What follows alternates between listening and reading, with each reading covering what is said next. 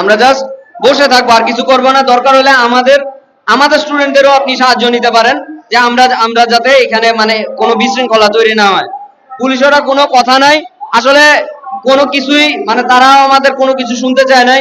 আমরা যখন ওইখানে অবস্থান কর্মসূচির জন্য আমরা লাইনে দাঁড়ালাম, তখন দেখা গেল আসলে কিছুই না। পুলিশরা আমাদের এই সেই আগের আমলের মতো আমাদের উপর লাঠি চার্জ করলো, আমাদেরকে এখান থেকে তাড়িয়ে দেওয়া হলো। আসলে মানে কি বলবো, আমরা তো আসলে কোনো ওইরকম ব্যাকগ্রাউন্ড থেকে আসি না, আমরা সবাই হচ্ছে ছাত্র, সাধারণ ছাত্র। এবং এই সাধারণ ছাত্র হিসেবে আমরা কি করতে পারি, আমরা বলতে পারি যে আমরা আসলে এই দেশের প্রতি একটা হতাশ একটা সিচুয়েশনে আছি, যেখানে প্রায় 3 মাস আন্দোলন করার পরও আমরা আমাদের দেশ থেকে একটা মিনিমাম একটা রেসপন্সটুকু পাই না। একটা রেসপন্স যেটা তারা দিয়েছে, সেই রেসপন্সটা একটা আসলে মুলা ঝুলানো রেসপন্স। এটা যে কেউ, এটা খালি আমরা বলতেছি তা না, যে কোনো একটা শিক্ষিত ইঞ্জিনিয়ারিং পড়ুয়া একজন শিক্ষার্থী থেকে